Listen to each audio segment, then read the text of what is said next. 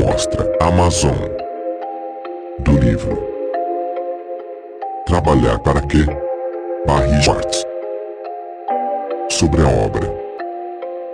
Por que trabalhamos? A questão parece tão simples, mas a resposta é surpreendente, complexa e urgente. Nós aprendemos há muito tempo que a razão pela qual trabalhamos é principalmente por um contra-cheque. Na verdade, grande parte da nossa sociedade foi moldada para se adequar a essa crença. Então, por que tantas pessoas estão insatisfeitas com seu trabalho apesar de receber uma poupuda remuneração? E por que algumas pessoas encontram em seu propósito imensa satisfação apesar de terem empregos considerados inferiores e mal pagos? Através desta investigação, cujos objetos são trabalhadores de todas as esferas da vida, o professor Barry Schwartz dissipa o mito de que só trabalhamos por dinheiro. De hospitais a cabeleireiros, passando por fábricas de automóveis e salas de reuniões. A pesquisa do autor revela as tendências e os padrões que levam à felicidade no local de trabalho, provando que o estímulo que nos leva a fazer um bom trabalho raramente é externo e que a causa de um trabalho ruim é muitas vezes uma tentativa bem-sucedida de fazer exatamente isso.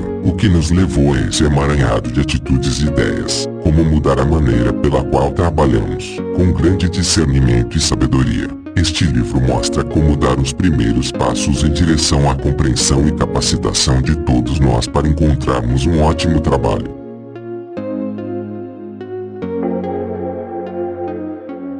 Introdução.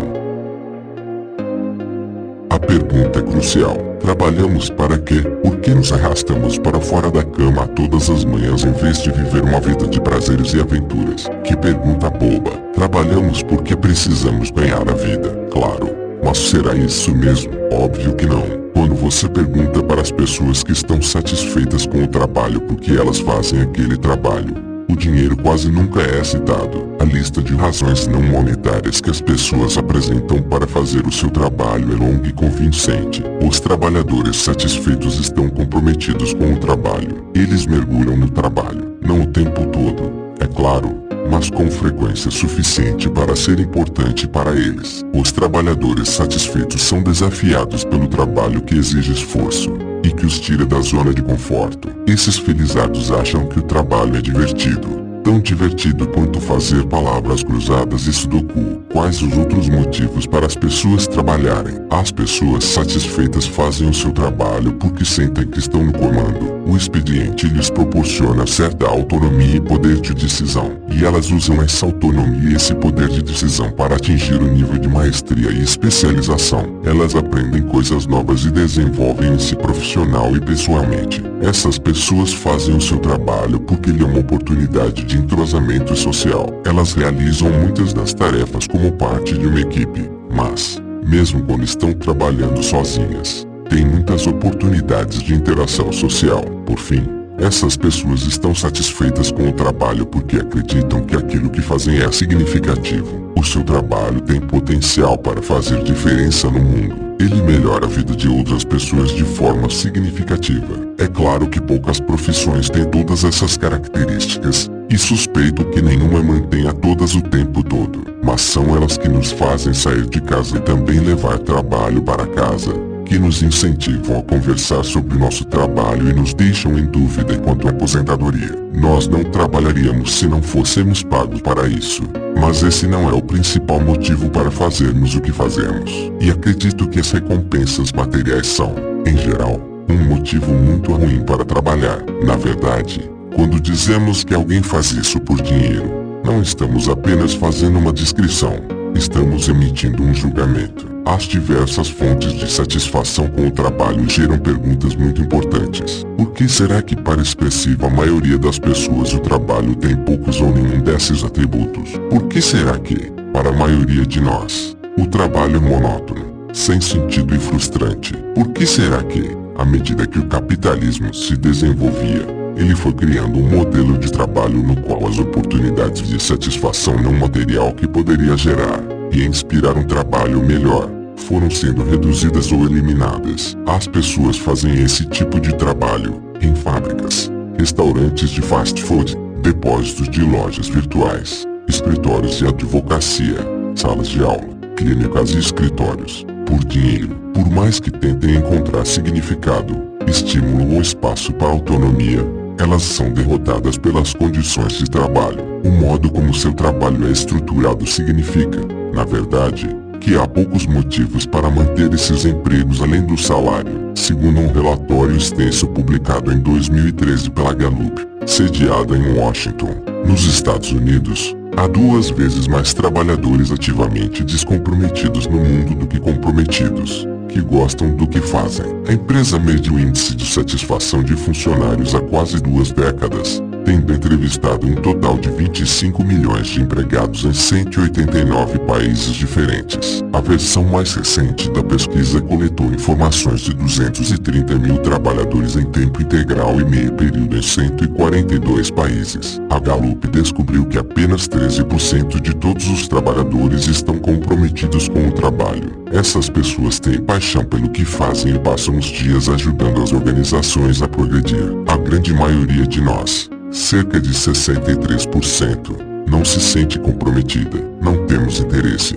Passamos os dias como sonâmbulos, colocando pouca energia no nosso trabalho, e os restantes se sentem totalmente descomprometidos. Na verdade, odeiam o trabalho. Em outras palavras, o trabalho é muito mais uma fonte de frustração do que de realização para quase 90% dos trabalhadores do mundo. Pense no desperdício social, emocional e talvez até econômico que esse dado estatístico representa. Na metade do tempo que passam acordados, 90% dos adultos fazem coisas que prefeririam não fazer, em lugares onde prefeririam não estar. As perguntas da Gallup captam muitos dos motivos para trabalhar que acabei de mencionar. A pesquisa aborda aspectos como a oportunidade de fazer o trabalho bem feito, de fazer o melhor, de ter incentivo para progredir e aprender, de ser bem aceito pelos colegas e supervisores, de sentir que as nossas opiniões têm valor, de sentir que o que fazemos é importante, de ter bons amigos. Para a esmagadora maioria das pessoas,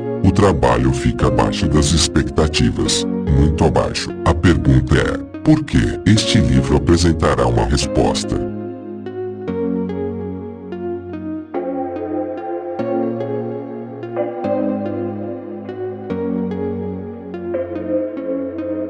Capítulo 1. A lógica falsa.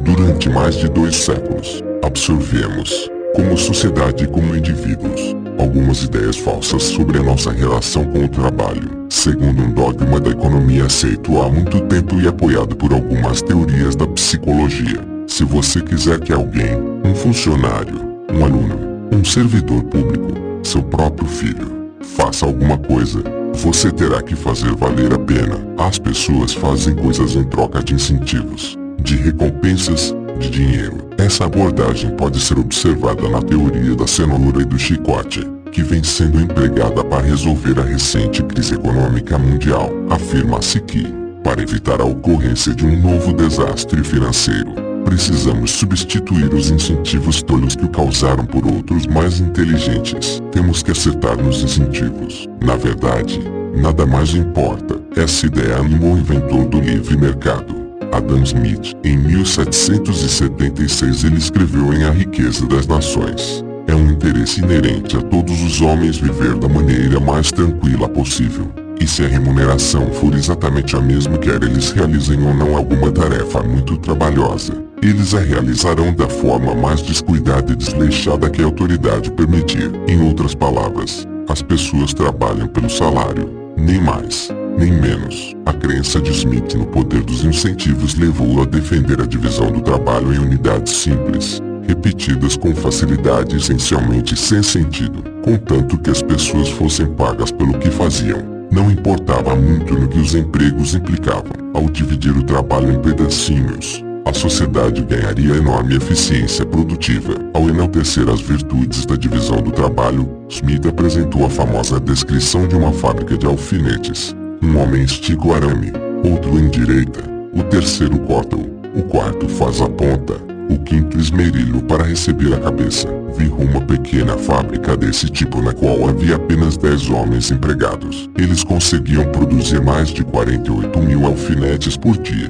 Mas se eles todos os tivessem forjado de forma separada e independente, cada um deles não teria conseguido fazer 20. Como veremos adiante, Adam Smith enxergava os seres humanos de maneira bem mais sutil, complexa e matizada do que se pode aprender das citações acima. Ele não acreditava que a ideia de homens no trabalho representasse a história toda, nem mesmo a história mais importante, a respeito da natureza humana. Porém, nas mãos dos seguidores de Adam Smith, grande parte da sutileza e das nuances foi perdida. Mais de um século depois, as ideias de Adam Smith sobre o trabalho orientaram Frederick Winslow Taylor, pai da administração científica. Taylor utilizou estudos meticulosos e de tempo e movimento para refinar a fábrica, conforme idealizada por Adam Smith, de modo que os operários fossem partes de uma máquina bem azeitada. Ele elaborou sistemas de remuneração que forçavam os operários a trabalhar duro, trabalhar rápido e trabalhar com precisão. Pouco depois disso, a visão de Adam Smith encontrou eco no pensamento de B.F. Skinner, uma importante figura da psicologia de meados do século XX. Os estudos de Skinner com ratos e pombos, que realizavam tarefas simples e repetitivas, inúmeras vezes, em troca de recompensas na forma de comida e água, forneceram um manto de rigor científico e a justificativa teórica para as inovações do local de trabalho elaboradas por Taylor. Skinner demonstrou que o comportamento dos animais poderia ser influenciado profundamente e controlado com precisão por meio da manipulação da quantidade e da frequência das recompensas. Assim como Taylor descobriu que o pagamento por peça, um preço fixo para cada tarefa concluída, produzia alto desempenho na fábrica, Skinner percebeu que o pombo equivalente ao pagamento por peça tinha alto desempenho no laboratório. Poderíamos nos perguntar por que alguém decidiria trabalhar na fábrica de Adam Smith colocando cabeça nos alfinetes, minuto após minuto, hora após hora, dia após dia. A resposta dele era, sem dúvida, que as pessoas não gostariam de trabalhar na fábrica de alfinetes, que elas não gostariam de trabalhar em lugar nenhum. O que Adam Smith estava nos dizendo era que o único motivo pelo qual as pessoas fariam qualquer tipo de trabalho era o pagamento resultante, contanto que produzisse pagamentos adequados. O trabalho em si não tinha a menor importância. Adam Smith estava errado quanto às nossas atitudes e aspirações relacionadas ao trabalho. Mas, como o capitalismo evoluiu à sua sombra, sob a influência da teoria do incentivo para tudo, desenvolveu-se uma forma de trabalho na qual todas as outras satisfações que poderiam dele resultar foram eliminadas ou negligenciadas. É por essa razão que, no planeta todo, as pessoas ainda se arrastam para o trabalho todos os dias, com poucas expectativas de significado, comprometimento ou desafio. Como não havia outro motivo para trabalhar além do pagamento, trabalhava-se pelo pagamento. E foi assim que a ideia errada de Adam Smith sobre por que as pessoas trabalham se tornou correta. Não pretendo sugerir que o trabalho fosse uma glória antes da Revolução Industrial, de jeito nenhum, mas o trabalho de fazendeiros, artesãos e lojistas, por mais difícil que fosse, oferecia às pessoas poder de decisão, autonomia e variedade no que eles faziam todos os dias. Ele proporcionava uma chance de utilizar a engenhosidade para resolver problemas e elaborar formas mais eficientes de realizar o trabalho. Todas essas oportunidades ficaram para trás quando as pessoas entraram pelas portas das fábricas. Como tornar verdadeiras as ideias falsas? Pode ser que você concorde com Adam Smith. Pode ser que você acredite que, para a maior parte das pessoas, devido à sua natureza, o trabalho significa receber um pagamento e nada mais. Só a elite quer desafios, significado e comprometimento, e só a elite pode esperar encontrar isso no trabalho. Além de ser um tanto arrogante, essa visão é incorreta. Muitas pessoas que fazem o que consideramos trabalhos repetitivos, zeladores, operários de fábricas, funcionários de call centers, têm outras preocupações além do salário, e muitos profissionais com nível superior trabalham apenas por dinheiro. O que as pessoas buscam no trabalho depende muito do que o trabalho oferece. As condições de trabalho humano criadas pela Revolução Industrial e perpetuadas até hoje em parte graças às ciências sociais têm sistematicamente privado as pessoas da satisfação com o trabalho. Assim, essas condições vêm negando às pessoas uma fonte importante de realização e produzindo trabalhadores piores em troca. A lição aqui é que a importância dos incentivos para as pessoas dependerá do modo como o local de trabalho está estruturado. Se ele for estruturado com base na ideia falsa de que as pessoas só trabalham pelo pagamento, criaremos locais de trabalho que transformam essa ideia falsa em verdadeira. Assim, não é verdade que não se conseguem bons funcionários hoje em dia. É verdade que não se conseguem bons funcionários quando só se oferecem às pessoas trabalhos sufocantes e monótonos. O que é necessário para conseguir bons funcionários é oferecer trabalhos que as pessoas queiram fazer. Veremos que essa aspiração por bons trabalhos não é idealismo utópico. Ela está ao nosso alcance. É preciso dizer que, com o passar dos anos, a teoria e a prática gerencial passaram por períodos em que as diferentes motivações que as pessoas traziam para o local de trabalho eram reconhecidas, até celebradas, e os gestores eram incentivados a estruturar a vida profissional dos seus funcionários de modo a possibilitar o comprometimento e o engajamento com o trabalho para o bem do funcionário e da organização. A teoria Y, de Douglas MacGregor, foi uma iniciativa especialmente influente meio século atrás. Stephen Bartlett e Gideon Kunda publicaram um artigo importante que documentava como essas ideias que sobre gestão floresceram e minguaram com o passar dos anos. Mas, de alguma forma, ideias assim nunca ficam estagnadas. As práticas pouco ortodoxas e atrativas do Google e de outras companhias arrojadas do Vale do Silício podem dar a impressão de que a escravidão da linha de montagem é coisa do passado. Mas, assim como a força gravitacional, a ideia de que as pessoas trabalham apenas por dinheiro continua gerando esperanças estratosféricas sobre o que é possível fazer no local de trabalho terrestre. Com o passar dos séculos, as ideias de Adam Smith sobre a natureza humana se provaram extremamente resilientes. As ideias ou teorias sobre a natureza humana ocupam um lugar incomparável nas ciências. Não temos de nos preocupar como o cosmos será alterado pelas nossas teorias sobre ele. Os planetas não se importam com o que pensamos ou teorizamos a respeito deles, mas temos de nos preocupar com o fato de que a natureza humana será alterada pelas nossas teorias sobre ela. Há 40 anos, o renomado antropólogo Clifford Geertz afirmou que os seres humanos são animais inacabados. Ele queria dizer que a natureza humana é muito mais o produto da sociedade, sendo, assim, mais criada do que descoberta. Nós projetamos a natureza humana ao concebermos as instituições nas quais as pessoas vivem. Então precisamos nos perguntar que tipo de natureza humana queremos ajudar a projetar. Se quisermos ajudar a projetar uma natureza humana que procure e encontre desafios, comprometimento, significado e satisfação no trabalho, temos de começar a construir nosso caminho para sair de um buraco profundo no qual quase 3 séculos de conceitos errados sobre motivação e natureza humana nos colocaram. E temos de ajudar a promover locais de trabalho nos quais o desafio, o comprometimento, o significado e a satisfação sejam possíveis.